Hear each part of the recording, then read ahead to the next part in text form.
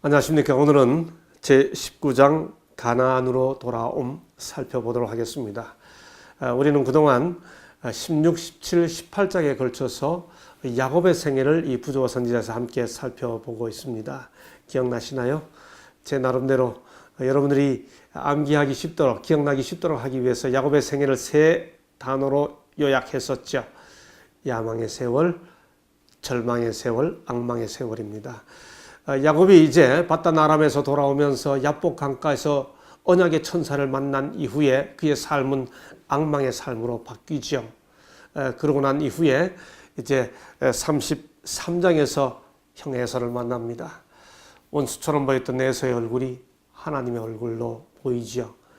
그렇게 에서와 어깨를 어긋맞기고 울면서 만난 이후에 귀향길을 계속하여 드디어 33장 18절에 보면 야곱이 세겜에 이릅니다. 야곱이 바단 아람에서부터 평안히 가나안 땅 세겜성에 이르러 합니다. 세겜성, 이스라엘 역사에서 참으로 중요한 사건들이 많은 성입니다. 우리가 여호수아를 읽어보게 되면 여호수아 24장에서 그 마지막 여호수아가 임종할 때 이 세겜에서 유언을 하죠. 그 전에 모세가 이스라엘 백성들에게 축복과 저주를 선포할 때 세겜성을 중심으로 이 축복과 저주의 산, 그리심산과 에발산에서 그 두 산 사이에 세겜성이 있습니다. 그래서 축복과 저주의 말씀을 선포하죠. 이후에 우리가 사사기를 읽어보게 되면 또 세겜은 사사들의 중요한 정치적 혹은 봉사의 터전이 됩니다. 무엇보다 세겜이 우리 모든 크리스찬들에게 아주 유명한 것은 예수께서 사마리아 여인을 만난 곳이기 때문입니다. 요한복음 4장을 읽어보게 되면 거기서 예수께서 정오에 사마리아 여인을 만나죠. 어디 우물가죠? 수가의 우물가라고 말하죠. 바로 구약의 세겜에 대한 신약의 이름이 수가입니다. 이것이 로마 제국시대로 넘어오면서 바로 그 장소가 로마식 이름으로 나블루스라고 하는 이름으로 바뀝니다. 현대의 나블루스가 신약의 수가 그리고 구약의 세겜과 동일 장소다라고 하는 것이 대부분의 성사학자들의 일치된 의견입니다. 야곱이 바로 이 세겜에 이릅니다. 이곳에서 잠깐 머물렀다 가는 건 아니고요. 대충 이 성경의 진행 배경을 살펴보게 되면 대략 한 10년쯤 머물죠. 그런데 어느 날 바로 이 세겜에 머물고 있던 야곱에게 심각한 문제가 발생이 됩니다. 야곱의 유일한 딸이었던 디나가 세겜성에 소위 마시를 나갑니다. 그때 그 성의 성주인 하몰의 아들 세겜이 디나를 사모하게 되죠. 그래서 그녀를 아내로 맞이하려고 합니다. 이 사실을 알게 된 디나의 오빠인 12오빠들 중에 아직은 12아들이 아니죠. 베냐민이 아직 안 태어났으니까. 그 오빠들이 이 사실을 알고 그 세겜 사람들에게 제안을 합니다. 할례를 받아라. 그러면 정당하게 결혼할 수 있다. 이 시므온과 레위의 이 제안을 듣고 이들이 할례를 받습니다. 34장 24절에 보면 성문으로 출입하는 모든 자가 하몰과 그 아들 세겜의 말을 듣고 성문으로 출입하는 그 모든 남자가 할례를 받으니라. 여러분, 남자가 할례를 받으면 어떻게 되죠? 잘 걷기도 힘듭니다. 다 치유될 때까지는. 그렇게 이 성 사람들로 하여금 남자들로 하여금 할례를 받게 한 다음에 이 시므온과 레위가 어떻게 합니까? 35절. 제3일에 미쳐 그들이 고통할 때 야곱의 두 아들 디나의 오라비 시므온과 레위가 각각 칼을 차고 잔인하게 그 성 사람들을 살육합니다. 이 사건은 야곱에게 굉장한 충격이 되었습니다. 우리는 그 사실을 어떻게 알 수 있는가 하면 이야기가 많이 전개되어 세월이 흐른 다음 야곱이 요셉을 따라 애굽에 들어가서 마지막 이제 임종하게 되었을 때 남기는 말이 있죠. 창세기 49장입니다. 특별히 그 5절로 7절에 보면 야곱의 마지막 임종 축복 혹은 저주의 말 중에 시므온과 레위에 대한 언급이 나오는데 여기 이렇게 말합니다. 5절 시므온과 레위는 형제요 그들의 칼은 잔해하는 기계로다 합니다. 창세기 34장 사건을 언급하는 거죠. 야곱이 마지막 운명하면서 이 사건을 언급했다는 사실이야말로 야곱에게 이 사건이 얼마나 커다란 충격이 되었는지를 보여주는 것입니다. 그렇게 하면서 7절에서 이렇게 말합니다. 특별히 레위에 대해 야곱 중에서 나누며 이스라엘 중에서 흩으리로다. 여러분 이 말 기억해 주십시오. 레위가 창세기 34장 사건 때문에 아버지 야곱으로부터 그의 후손의 운명에 대한 예언적 언급 중에서 야곱 중에서 나누며 이스라엘 중에서 흩으리로다 라고 하는 말을 들었습니다. 여러분 그런데 레위에게 주어진 이런 예언적 언급은 축복으로 주어졌나요? 아니면 일종의 저주로 주어졌나요? 아까 5절에서부터 보니까 시므온과 레위는 형제요 그들의 칼은 잔해하는 기계로다 내 호나 그들의 모의에 상관하지 말지어다 내 영광아 그들의 집회에 참여하지 말지어다 라고 언급되는 문맥 속에서 49장 7절에서 이런 언급이 있기 때문에 축복의 말이 아니고 저주의 말이죠. 여러분 그런데 레위 하면 그 지파가 뭘로 유명합니까? 아니 레위 지파하면 곧바로 여러분에게 떠오른 개념이 뭡니까? 제사장 지파지요. 제사장이 되었습니다. 그렇다면 이 창세기 34장 사건에 근거하여 야곱이 했던 그 저주의 예언적 저주는 어떻게 성취된 것입니까? 오늘은 뭐 이걸 설명하는 시간이 아니니까 아주 간단히 말씀을 드리죠. 여러분 모세가 십계명 받으러 갔을 때 아론이 어떻게 했습니까? 금송아지 만들어서 우상 숭배했었죠. 나중에 모세가 내려와서 그 사실을 보고 두 돌판을 던지면서 뭐라고 말합니까? 출애굽기 32장 16절에 보면 누구든지 여호와의 편에 있는 자는 다 내게로 나오라. 그때 어느 지파가 나갔습니까? 레위 자손이 다 모여 그에게로 나아갑니다. 레위 지파가 시내산 우상 숭배 사건 때 모세의 명령을 따라 하나님 편에 서죠. 그 이후에 모세는 지파 단위로 이렇게 기업을 나눠주는 중에 민수기 8장 13절로 15절에 보면 레위 지파에게 성막 봉사를 하도록 하지요. 민수기 3장 41절에 보면 이스라엘 자손 중 모든 처음 난 자 대신에 레위인을 내게 돌리도록 하라. 장자가 갔던 제사장 직분이 레위 지파에게 주어진 것이죠. 여러분 이렇게 해서 마침내 어떻게 되었나요?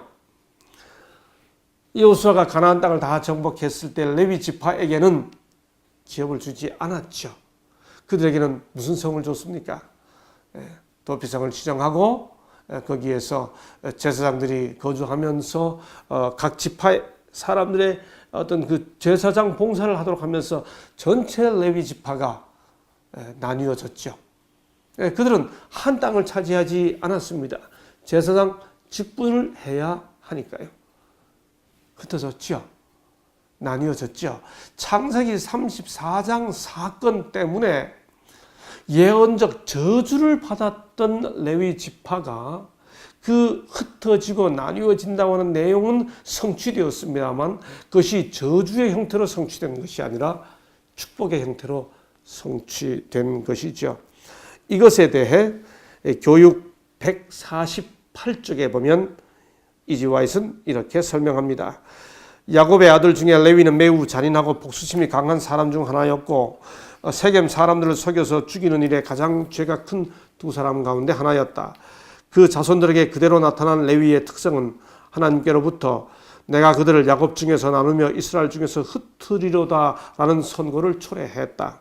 그러나 회개는 개혁을 일으켰고 다른 지파들의 배도 중에서 하나님께 충성을 지켰으므로 그다음 그 저주는 가장 큰 영광의 증거로 바뀌어졌다. 예언은 성취되었는데 저주의 형태가 아니라 축복의 형태로 성취된 것입니다. 예, 창세기 34장의 세겜성 사건에서 우리는 이런 흔적들을 찾아볼 수 있습니다. 자, 이제 35장으로 건너갑니다. 이렇게 해서 마침내 세겜성을 떠나 야곱의 가족들이 베델로 올라가게 되지요. 35장 1절입니다. 하나님이 야곱에게 이르시되 일어나 베델로 올라가서 거기서 거하여 내가 내 형 에서의 낯을 피하여 도망하던 때에 내게 나타났던 하나님께 거기서 단을 쌓으라 하신지라. 거리를 대략 살펴보게 되면 이 세겜에서 베델까지는 글쎄요 한 200리 정도 된다고 합니다. 260리 정도 거리가 그 정도로 걸리는데 그 정도 되는 거리를 지금 이게 많은 세월이 지난 다음에 세겜에서 베델로 올라가는 것이죠. 이때 올라갈 때 야곱의 가족들을 준비시킵니다. 그 준비시키는 내용이 35장 2절에 나옵니다. 야곱이 이에 자기 집 사람과 자기와 함께한 모든 자에게 이르되 너희 중에 이방 신상을 버리고, 첫째 이방 신상을 버리고, 둘째 자신을 정결케 하고, 셋째 의복을 바꾸라. 여러분 지난번 말씀드린 것처럼 야곱에게 베델은 대단히 특별한 장소입니다. 에서를 피하여 고향을 떠나던 바로 그 순간 사람들로부터 버림받고 처절한 절망과 외로움에 빠져있던 바로 그 순간 하나님께서 구속의 경륜을 보여주시면서 다가왔던 장소, 바로 그 장소가 베델이지요. 야곱은 이제 그 베델로 다시 올라가면서 이방 신상을 버리고 자신을 정결케 하고 의복을 바꾸라고 이야기합니다. 그리고 베델로 올라가자고 말합니다. 예, 야곱은 이곳에서 하나님을 만나지요. 그런데 사실 야곱이 세겜을 떠나 베델로 올라갈 때 두려울 수 있었습니다. 왜냐하면 시므온과 레위가 세겜성 사람들에게 잔인한 일을 하지 않았습니까?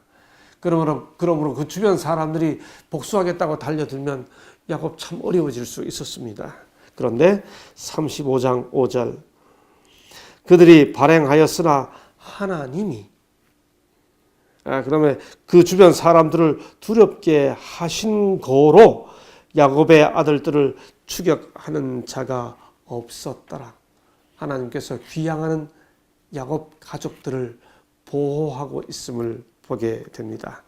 이곳에서 하나님을 만난 다시 올라온 야곱은 이곳을 기억하죠. 이렇게 베델로 오른 야곱에게 이 베델에서 여러 일들이 생깁니다. 첫 번째는 그곳에서 어머니 리브가의 유모인 드보라의 죽음을 맞이합니다. 그리고 거기서 또 사랑하는 아내 라헬의 죽음을 맞이합니다. 그리고 올라오는 길에 정말 야곱으로서는 가장 비참한 일, 그의 맏아들 르우벤이 그의 네 아내 중에 하나인 빌하와 통관하는 엄청난 일을 겪게 됩니다. 35장에서 겪는 이런 사건들이 이후에 야곱의 아들들의 생애와 야곱의 예언적 저주 내지는 축복에 아주 깊은 영향을 끼치게 되지요. 먼저 35장 8절을 보면 리브가의 유모 드보라가 죽음에 라고 되어 있습니다. 여러분 이 장면은 잠깐 좀 설명하고 넘어가야 할 것 같습니다. 여기 왜 갑자기 리브가의 아내 유모 드보라의 죽음 기사가 여기 실려 있을까요? 사실 야곱은 어머니를 떠나서 지금 바단 아람에 가 있지 않았습니까? 그리고 귀향하지 않습니까? 그런데 여기 귀향 동행 중에 드보라가 있고 그 드보라의 죽음이 언급되어 있는 겁니다. 여러분 이거 굉장히 의미 있습니다. 비록 드보라는 창세기 24장 59절에 보면 이삭이 가서 리브가를 만나서 결혼해서 돌아올 때 아버지 아브라함에게로 돌아올 때 그때 리브가와 동행했던 이가 바로 리브가의 유모입니다. 그 유모가 왜 여기 지금 야곱의 귀향길에 동행하고 있습니까? 여러분 기억나시죠? 리브가가 죽고 난 다음에 아마도 드보라가 야곱과 함께 동행했든지 야곱에게 왔든지 아니면 아마도 리브가가 그의 유모 드보라를 야곱이 떠날 때 보냈는지 모릅니다. 그래서 이 드보라로 하여금 멀리 타양 가는 이 아들과 리브가에게는 자기 고향 아닙니까? 드보라를 보내는 게 편하죠. 그러니까 보내서 서로 그 사이에 왕래하면서 좀 교통하게 하는 역할을 하기 위함이었는지 모릅니다. 여하튼 여기 이 리브가의 유모인 드보라의 죽음이 언급됩니다. 여기 부조와 선지자 203쪽은 이것의 의미를 이렇게 설명합니다. 야곱은 베델에서 오랫동안 그의 아버지의 집에서 공경받던 한 식구, 즉 그의 여주인과 같이 메소포타미아에서 가나안 땅으로 온 리브가의 유모 드보라의 죽음으로 슬퍼하는 일에 동참하게 되었다. 이 연로한 여인의 존재는 야곱에게 있어서는 그를 그의 유년 시절에 연결시켜주는 귀중한 끈이었고, 특별히 그에 대한 사랑이 매우 강하고 부드러웠던 매우 큰 슬픔 가운데서 상수리 나무 밑에 장사되었으므로, 그 다음 블라블라블라 이렇게 되어 있습니다. 드보라의 충실한 봉사의 생애와 그들의 친구에 대한 이 가정의 깊은 애도를 기념한 일이 하나님의 말씀 중에 보존될 가치가 있다고 여겨져 사실을 무심히 보아넘겨서는 안 된다. 이게 한 여종, 유모, 드보라의 죽음이 성경에 언급되어 있는 것입니다. 드보라의 죽음에 이어서 9절에 보면 의미 있는 언급이 나옵니다. 야곱이 바단 아람에서 돌아오지요. 하나님이 야곱을 만납니다. 그리고 이렇게 말씀하십니다. 내 이름이 야곱이지만은 다시는 야곱이라 부르지 않고 이스라엘이라 부르겠다. 그렇게 하신 다음에 11절에 보면 하나님이 이렇게 말씀하십니다. 그에게 이르시되 나는 전능한 하나님이라. 여러분 이 표현을 기억해 주십시오. 하나님은 아브라함에게 창세기 17장에서 나는 전능한 하나님이라 말씀하십니다.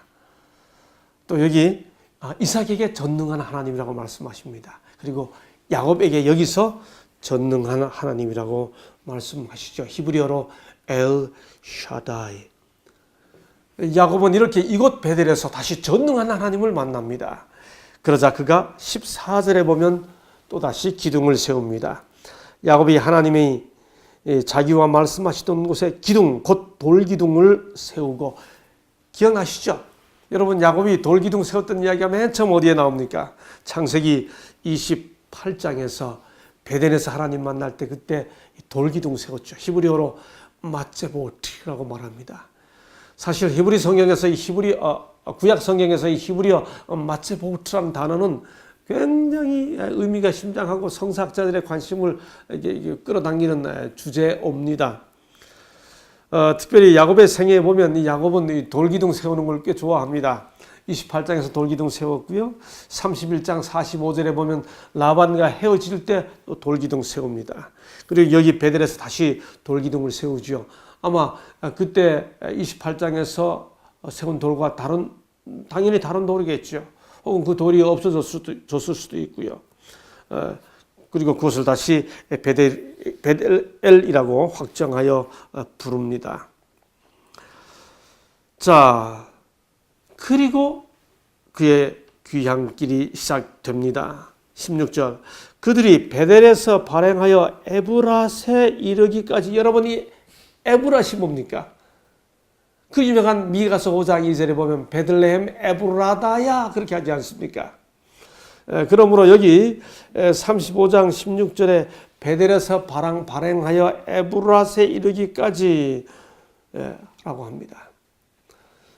이 에브랏, 다시 이 거리가 얼마나 되는지를 보기 위해 오른편에 제공되는 지도를 좀 참조해 주시기를 바랍니다. 그 가는 도중 한 곳에서 야곱의 사랑하는 아내 라헬이 아들을 낳다가 운명하게 되죠. 바로 그게 17절, 18절에 나와 있습니다. 이때 야곱이 라헬을 잃게 된 것이 대단히 큰 고통이었을 겁니다. 베델에서 헤브론까지는 대략 한 이틀 길밖에 되지 않습니다. 그런데 그 도중에 이 에브랏, 이 베들레헴에 이르러 가는 그 지경에서 사랑하는 아내 라헬을 잃는 겁니다. 기억나시죠? 라헬을 사랑했기 때문에 수년을 수일같이 여기면서 그렇게 견뎠던 야곱입니다. 훗날 창세기 48장 7절에 보면 야곱이 임종시에 바로 이 사건을 언급합니다.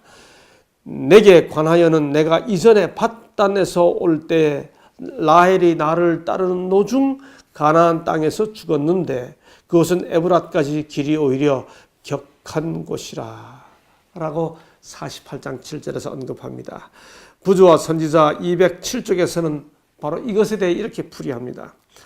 야곱의 길고 파란만장한 생애를 통해 일어난 숱한 가정의 일들 중에 오직 라헬을 사별한 일만이 그의 마음에 떠올랐다.